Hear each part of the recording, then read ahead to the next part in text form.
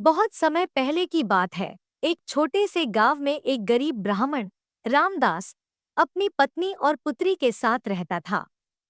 वह भगवान कृष्ण का परम भक्त था और दिन रात उनकी भक्ति में लीन रहता था। हालांकि उसके पास धन संपत्ति नहीं थी, फिर भी वह संतोषी और प्रसन्न रहता। गांव के लोग उसकी गरीबी को देखकर उसका मजाक उड़ाते और कहते, भक्ति से पेट नहीं भरता रामदास। अगर भगवान तुम्हारी सुनते तो तुम इस दशा में न होते। लेकिन रामदास को उनकी बातों से कोई फर्क नहीं पड़ता था। उसकी पुत्री राधा बहुत सुंदर और गुणी थी। जब वह विवाह योग्य हुई तो रामदास और उसकी पत्नी चिंता में पड़ गए।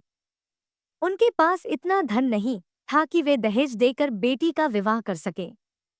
गांव के कई परिवारों ने उनकी बेटी को बहू बनाने से मना कर दिया क्योंकि वे गरीब थे। रामदास की पत्नी बोली, अब क्या करें? कोई हमारी बेटी को अपनाने को तैयार नहीं। रामदास ने मुस्कुराकर कहा, भगवान कृष्ण हमारी सहायता करेंगे। रामदास ने अपने भगवान से प्रार्थना की और कहा, हे प्रभु, यह संकट मुझ पर नहीं, आपकी भक्ति पर है। मैं जानता हूँ कि आप हमें कभी अकेला। उसी रात एक अद्भुत घटना घटी। राजा के मंत्री का पुत्र, जो दूसरे गांव में रहता था, भगवान कृष्ण का परम भक्त था। उसे स्वप्न में स्वयं भगवान कृष्ण ने दर्शन दिए और कहा, रामदास की पुत्री राधा तुम्हारे लिए उत्तम पत्नी होगी। जाओ और उसके माता पिता से विवाह का प्रस्ताव रखो। मंत्री का पुत्र सुबह उठते ही अपने परिवार को यह बात बताने गया। पहले तो मंत्री को विश्वास नहीं हुआ, लेकिन पुत्र के आग्रह पर वे रामदास के गांव गए। जब उन्होंने देखा कि रामदास और उसका परिवार सच्चे भक्त हैं, तो उन्हें स्वप्न की सच्चाई का एहसास हुआ।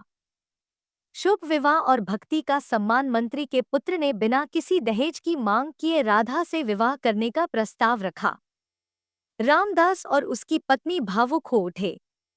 उन्होंने भगवान का आभार प्रकट किया। गांव वालों को यह देखकर बड़ी हैरानी हुई कि जिसे वे तुच्छ समझते थे, वही ईश्वर की कृपा से सम्मानित हो गया। विवाह धूमधाम से संपन्न हुआ और रामदास की भक्ति की कहानी पूरे राज्य में प्रसिद्ध हो गई। राजा ने भी उसकी भक्ति से प्रभावित हो